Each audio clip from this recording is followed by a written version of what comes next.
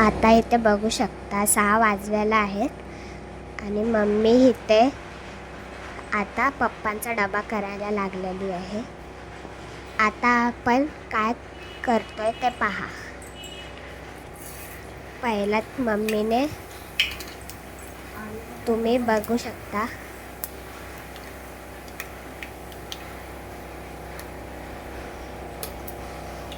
पहिला मम्मीने जिरे टाकलेले आहेत. आता परत पहिला तेल टाकलं, परत जिरे टाकले आणि परत कांदा आणि मसाले टाकले. बघू शकता. आता थोडं ढवळून घ्यायचं.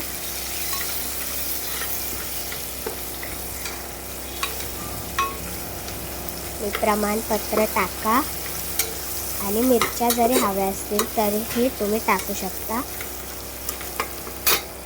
आता मस्तपैकी ढवळून घ्यायचं आहे आणि परत त्याच्यावरती टोमॅटो टाकायचा आहे आणि परत ते ढवळून घ्यायचं आहे. कांद्याला लालसर कलर येऊस्तर पूर्ण ढवळून घ्यायचं.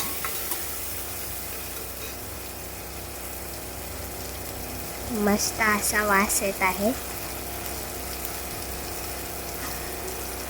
आणि आता वाटाणा आणि फ्लावर घालायचा आहे ह्याच्या आतमध्ये आणि त्याचे शेंगदाणेही घालायचे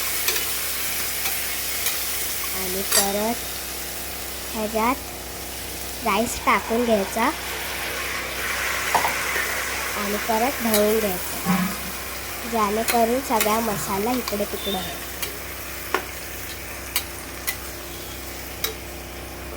आणि आता टाकायचा बिर्याणी मसाला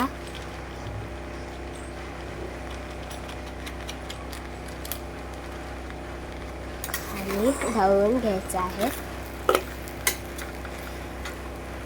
खूपच छान वास येत आहे.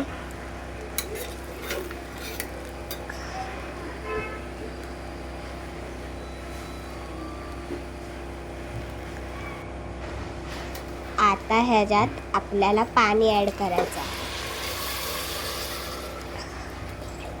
पाणी गरम असलं पाहिजे आणि परत ढवळून घ्यायचं.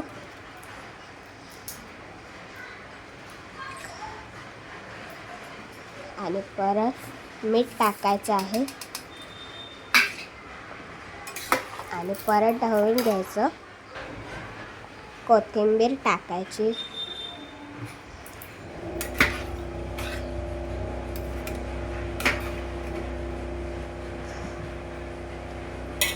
आणि इथे आपलं सगळं झालेलं आहे. आता झाकण लावून घ्यायचं 3 मिनिटासाठी. 3 शिट्ट्या होईस्तर. आणि इथे आता गुरुवार आहे, गुरुपौर्णिमा आहे, म्हणून मम्मी तळण तळत आहे.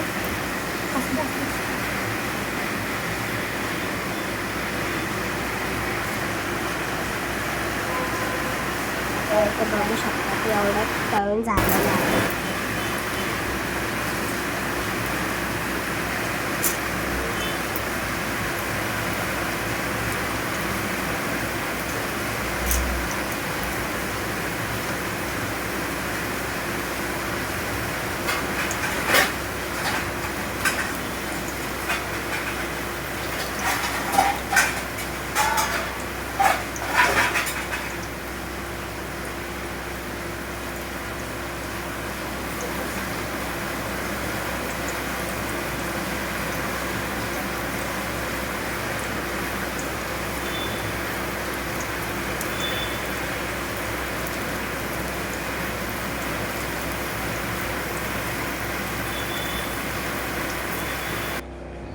आता बघू शकतात की माझे पप्पा जात आहेत कामाला.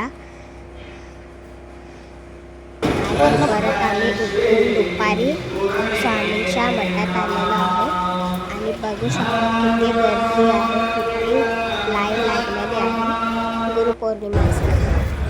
आता घरी जाता जाता थोडंसं बाजार करून घ्यावा म्हणलं आणि बाजार करून.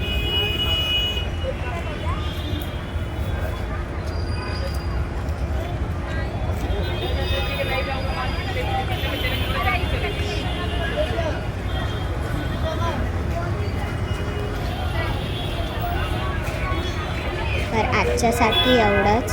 सगळ्यांना गुरुपौर्णिमाच्या हार्दिक शुभेच्छा. Like please subscribe.